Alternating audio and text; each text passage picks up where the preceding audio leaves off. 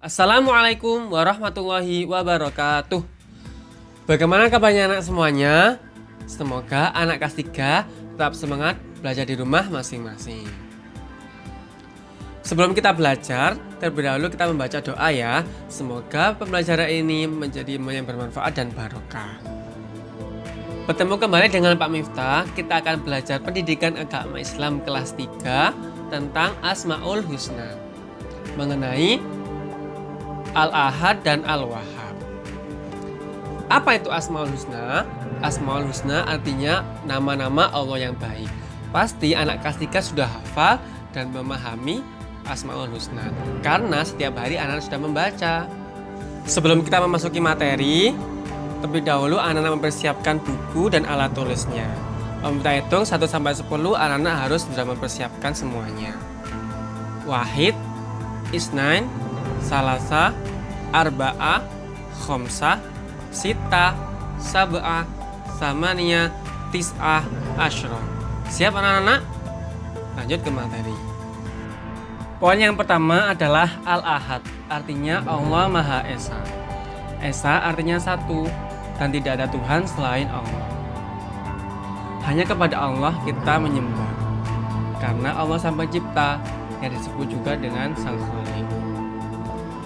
Semua yang ada di dunia ini, semua yang ada di alam semesta ini termasuk makhluk, seperti hewan, tumbuhan, pegunungan, manusia, malaikat, setan, itu termasuk makhluk yang diciptakan oleh Allah. Allah yang Maha Esa tidak beranak dan tidak diperanakkan, dan tidak ada satupun yang bisa menyamai Allah. Jika kita menyekutukan Allah, termasuk perbuatan syirik, sedangkan orangnya dinamakan musyrik. Perbuatan syirik merupakan dosa besar, dan Allah tidak akan mengampuni dosa perbuatan tersebut. Maka kita harus menghindari perbuatan syirik.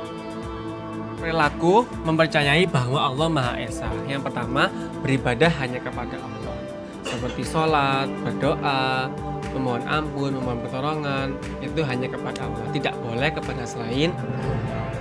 Yang kedua, tidak menyekutukan Allah dengan sesuatu pun. Jadi Allah itu tidak boleh disamakan dengan makhluk. Allah tidak boleh disamakan dengan patung. Allah tidak boleh disamakan dengan semua yang ada di bumi ini. Jadi Allah hanya satu, Allah hanya Maha Esa, dan wajib kita sembah. Yang ketiga, tidak meyakini pada ramalan nasib.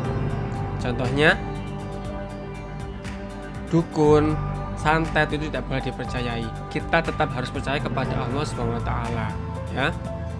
Yang keempat, selalu memperbanyak zikir kepada Allah dengan tujuan agar kita semakin mendekatkan diri kepada Allah. Semakin banyak pahala kita, maka semakin banyak kesempatan kita untuk masuk surga. Mau kan anak-anak masuk surga? Maka kita harus tak berzikir, menyembah Allah SWT. Dengan cara apa? Melakukan sesuatu yang diperintahkan dan meninggalkan sesuatu yang dilarang.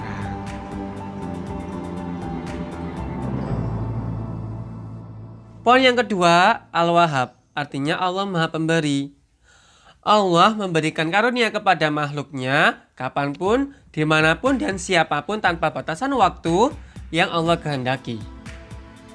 Allah memberikan karunia kepada makhluknya dengan ikhlas tanpa pamrih, dan juga memberikan yang terbaik kepada makhluknya. Sehingga kita sebagai makhluk harus bersyukur, harus berterima kasih kepada Allah dengan cara mengucap hamdalah, atau juga dengan mengerjakan hal yang diperintah dan meninggalkan hal-hal yang dilarang oleh Allah Subhanahu wa Ta'ala.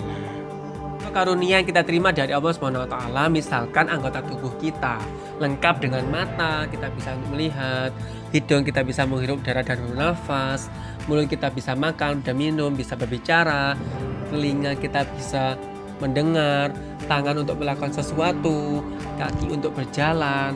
Jadi lengkap semuanya sudah kita terima. Tanpa kita meminta semuanya, Allah sudah memberikan kita. Ditambah lagi ada harta atau uang. Kita bisa beli buku, kita bisa sekolah, bisa mengaji, ya kan? Kemudian ada rumah, kita bisa tidak kepanasan, kita tidak kehujanan, kita bisa tidur dengan nyenyak, belajar dengan enak, ya. Jadi tanpa kita meminta semuanya, Allah sudah memberikan kita.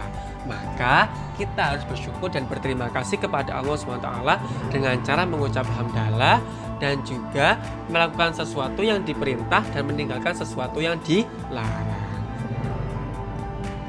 Sekian pembelajaran hari ini, semoga anak-anak diberikan ilmu yang manfaat dan barokah dan juga anak-anak paham apa yang Pak Miftah terangkan.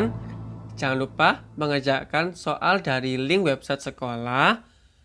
Terima kasih. Wassalamualaikum warahmatullahi wabarakatuh.